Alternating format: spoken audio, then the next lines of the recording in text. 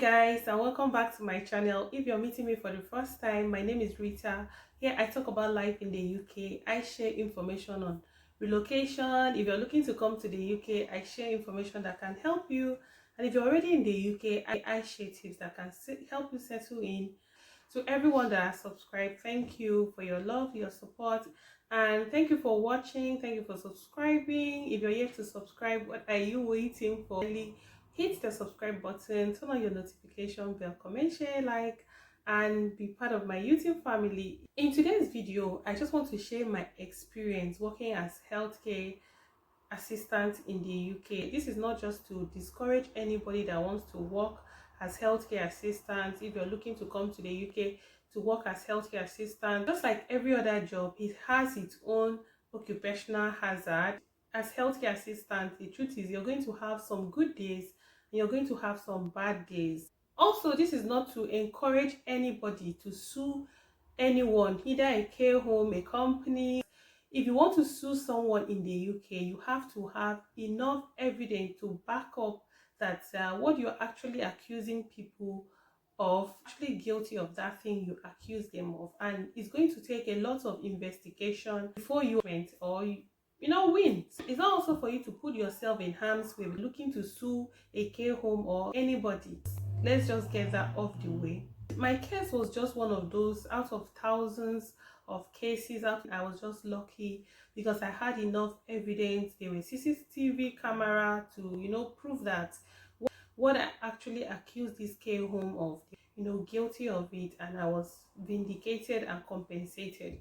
If you work as healthcare assistant in the UK, you must have had your own experience, because everybody have their own experience. You get to be attacked, you'll be racially abused, you'll be kicked, you'll be slapped. The truth is, the job is not for the faint-hearted, so you have to prepare yourself mentally, physically, emotionally, because sometimes it takes a toll on your mental health. There are different sections you can work in. Work in the domiciliary, which you go to people's houses to take care of them. You can work in mental health homes, where you get to work with people with mental disorder, and then their diagnosis of high, low, medium, depending on their diagnosis, it can get brutal. Or adults with learning disabilities, autism. I also work with agencies. So if you work with agency, you're not stable in a particular care home, you'll get to send to different care homes depending on availability. And I also don't work full-time because I have other personal engagements. I work like once or twice in a week, and so I work with agency. So these days, this place that I was sent to, I've not worked there for long. That was like my second shift in that place. If you work in the healthcare sector, when you resume shift, you're going to be briefed, like a meeting to brief you on what happened about each of the patients. I do mostly night shift. So when you go in for night shift, you're going to be briefed on what happened during the day. How was the patient? Were there incidents? Did they kick off? Just to prepare you to know what to look out for. So we were all briefed and nothing of such happened. It was a good day, no incident. If you work in a care home, there are some of these patients that need one-to-one, which means that they only need one staff per a patient. There are some of them that do 2-to-1, which means 2 staff to 1 person, or 3-to-1, depending on how high they are when they kick off, or depending on their diagnosis. So work on general ops, where you get to like observe people, just walk around, check people, document it, and that's just your job. You can also be in the lounge. A lounge is where these patients sit and then have coffee. If they want to go, for those of them that smoke, you take them out to smoke and then bring them back. So I was supposed to be in the lounge. That night we were short staffed because lots of people don't like working during weekends, so there's always shortage of staff during weekends. So where I was assigned to be in the lounge to look after 5 persons, because normally I wasn't supposed to be the only one day. If there were enough staff, we could do like maybe 2 to 3 staff day, because depending on how they can kick off anytime. But I was the only one day because we were short staff. I was supposed to be there for like 1 hour. My shift started like 8 to 9, and being that we were short staff, I was left to be there from 8 to 9:30. I was still there. There was no staff to replace me, because what they do is that after your 1 hour, another staff comes in and replace you, then you move on to some other place or some other patient. But I was still there because we were short staff, And while waiting for other staff, not somebody to come and replace me, towards the end of my shift, I started noticing that the patient there, the people that I was watching, five of them, started acting in a funny, weird way, in a sense that they were just all looking at me in a very funny way, and they will start laughing, they will start making funny remarks, funny comments. Why are you so dark? Like, that kind of stuff. I was just looking at them, and they started like whispering to each other. This one will look at this one and start whispering. This one will just, they were like, making fun of, me. I started feeling unsafe. I was now scared, like, what's going to happen? Because I have not really worked there, so I don't really know them. That's the advantage of working as agency, because you get to go to different places. Sometimes you don't even know this patient, you don't know their diagnosis. If they kick off, you don't know how to manage them. So please let someone just come and replace me so that I can go. But the things that we were short staffed, nobody came. So when they started acting this funny way, my instincts naturally kicked in that something is about to, go down, or something is about to happen. Because from where I was sitting, I was just how to move closer to the door in case something happened. I can easily, run out or call for help, or think just to, safeguard myself. But as I was about to stand up from where I was sitting, one of them just stood up and blocked the door. I was now like, why are you blocking the door? I was trying to talk her to get her to move from the door so that I can probably, go out, because I was beginning to feel unsafe, like I said. The rest of them now stood up and jumped at me and started like, why did I call her fat? Was I looking at her in a funny way? I was like, I wasn't looking at you people in a funny way. Now I was just sitting down here, nothing happened. Before I could even say anything, trying to talk her to the other one to leave the door, they started assaulting me, started kicking, punching and all that. If you work in a care home, you're given an alarm to pull in case of emergency. This is just to call for help, so that other staff can come in and restrain or do something. One of them held the alarm. I couldn't pull it, so they were all over me. They were attacking me, assaulting me, and they were just, while doing this, they were all laughing, making fun of me and all that. I was so lucky the white staff was actually passing, because in the care home they usually use transparent door, what is going on in the settings. Actually passing and saw them on me, attacking me, so she rushed in to open the door and get them off me. So when they saw that somebody had came in, they ran off and sat on the chair. They pretended as if nothing had happened. But for me, I was all about my safety, so I just had to rush out to protect myself and safeguard myself from further attacks. If something like this happened in a care home, they will give you like an hour to debrief, take a break or something, and then file official report to document what has happened to you. This is like official report to state that this incident actually happened in the the care home, or this into after I was calmed down, because emotionally I was unstable for this kind of thing to happen to me. So after I took a break to just calm myself down, I went to officially document this, that this incident has happened, and I also had to bring the police to officially file a case against them, that this has also happened. So I was given the case number. This is the number that you're going to use in case you want to do anything, investigation, sue, or things. I got this official report. The police took down their names, where this incident happened, the care home and all that. The police was supposed to come in, that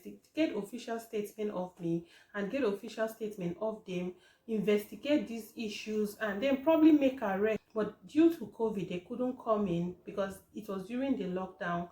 They couldn't come. Another thing that will probably happen is for them to move me from this case, either send me home or move me from where I was to another unit, another home entirely. So after I filed for a report and I went in, I was now hearing another thing, that they said I was the one that was insulting them. I was the one assaulting them, slap one of them. They now had to like, jump in and defend one of them. Guys, this is not what I was shocked, because this is not what happened. They were the ones assaulting me. So now they were trying to rope me and accuse me. So if something like this happens, it's going to be taken seriously, because when you're working as healthcare assistant, you're not supposed to assault anybody. You're not supposed to beat a patient. You're not supposed to even, assault them in any way. So now they were trying to rope me that I actually started this thing. I was the one that, instigated it. It was later I got to know that this is what they've been doing to especially black, staff, agency staff, or black people that work with them, that they deliberately assault them, and after they will now rope them and accuse them. So being that some of you were the one that attacked me 5 against 1, and now you're trying to rope me. So guys, I have to defend myself, because now it's going to be my word against them. If I cannot have enough evidence, I'm going to go down for it. It's going to be on my record that I assaulted a patient, on my DBS. So I will now start having record after what happened. I'm so lucky that there was a CCTV camera in the lounge. So they had to go through the CCTV. When they went through the CCTV camera, they saw that this is what happened. That was how I was vindicated. Oh, thank God, because who would have known what would have happened to me? This is UK, and you cannot just people with disorder or anybody like that. So after my shift, I now went home. The police was supposed to come to my house to take official statement, assess me, or know what happened. But they still call me that morning. They cannot come because of COVID lockdown restriction. I had to call my GP to go in for medical checkups, because they really dealt with me, guys. They really assaulted me. Imagine 5 people on you. I was told that I can't come into the GP because it's COVID and restriction. I was in pain, so I had to manage myself emotionally, physically, mentally. I was traumatized, guys. I was really traumatized. I had to call my agency to file official complaint that this is what happened to me. The truth is, they are not going to do anything against this care home, because this is where they get their shift from. I waited for this care home to call me. 1 week they didn't call me. Or you, especially if you're an agency or you're a black staff, nobody actually care about you. That's the truth, guys. They don't care. So after 1 week, I didn't hear from them. I was not like, so this is how these people are going to assault him, and then just pretend as if nothing happened, or I don't matter, or it's fine for them to do this to me, because I have been told that this is what they keep doing, especially to black staff.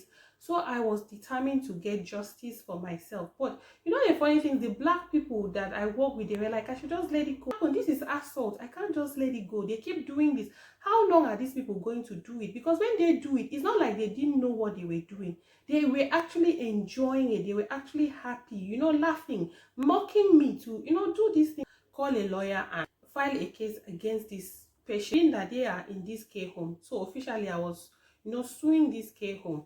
And you know what they said? They said that I was trained to defend myself. Guys, defend myself against 5 persons. If you're doing training, MVA, which is to teach you how to defend yourself, it's just against 1 person. I'm supposed to defend myself against 5 persons locked in a room.